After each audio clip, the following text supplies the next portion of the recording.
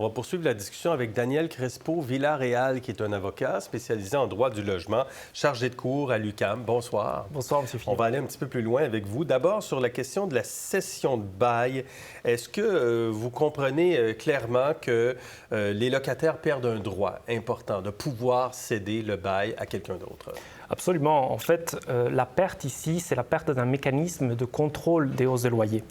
Au cours des dernières années, on a constaté effectivement que le fait de céder le bail à quelqu'un empêchait le propriétaire, ou du moins constituait une certaine limite pour le propriétaire d'augmenter à sa pure discrétion le loyer. Il faut comprendre statistiquement parlant, et ça, les derniers chiffres de la Société canadienne d'hypothèque et de logement le démontrent en janvier dernier, que lorsqu'il y a un changement de locataire, l'augmentation moyenne de loyer au Québec se chiffre à 19 %.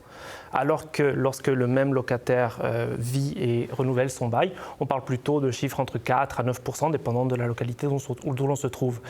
Avec l'interdiction à toute fin pratique d'une cession de bail, on est en train de permettre en fait, aux propriétaires de décider de manière non justifiée et discrétionnaire de justement ne pas accepter une cession et donc de passer au prochain et ainsi augmenter le loyer sans limite. Mais à la base, l'idée de pouvoir céder son bail n'avait pas pour objectif justement de limiter les hausses de prix. C'était davantage un locataire qui voulait tout simplement quitter son loyer, qui ne pouvait pas quitter son loyer et qui pouvait céder son bail. Absolument. La cession de bail, en fait, c'est un transfert des droits et obligations qui relèvent du contrat de location entre le propriétaire et le locataire.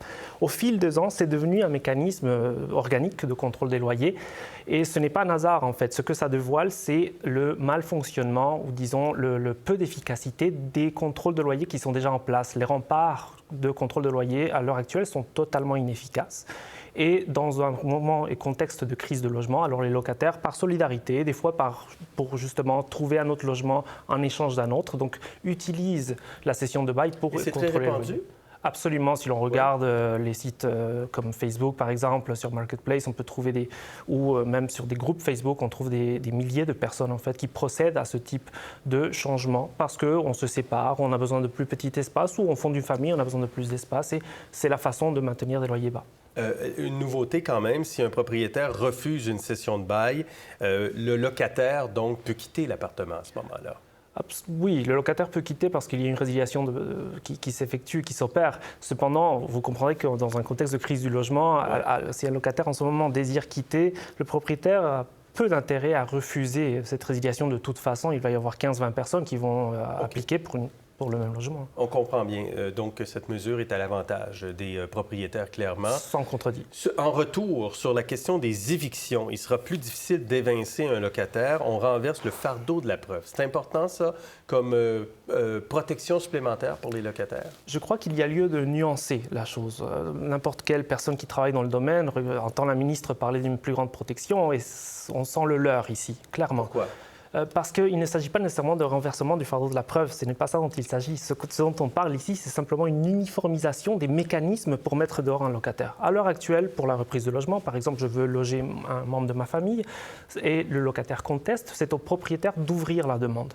Pour ce qui est de l'éviction, ce que ce projet de loi vient changer, vient changer, c'est la même chose. C'est qu'à la place d'être le locataire qui va ouvrir la demande, ça sera au propriétaire d'ouvrir la demande.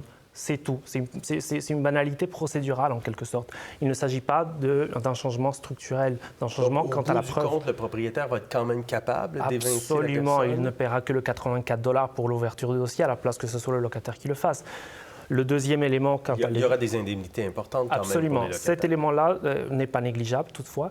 Il va protéger, je crois, des personnes qui habitent là depuis fort longtemps. Et ça peut être un élément dissuasif pour un propriétaire que de devoir payer 20 mois d'indemnité de loyer pour mettre quelqu'un dehors. Cependant, pour les personnes qui sont là depuis moins de 5, 6 ans, 7 ans, cette indemnité supplémentaire ne change rien. Ce qu'on est en train de faire, c'est donner un petit plus, mais ne pas protéger pour autant le droit en matière dans les lieux.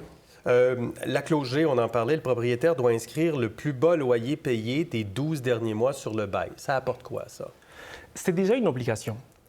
Par contre, ce que l'on constate, c'est que cette obligation est soit peu respectée, soit très mal mise en œuvre. C'est-à-dire il n'y a que quelques dizaines, tout au plus 200 cas comme ça, à la grandeur du Québec, au tribunal administratif du logement, où année après année, où des locataires viennent dire on a augmenté mon loyer substantiellement par rapport à l'ancien locataire.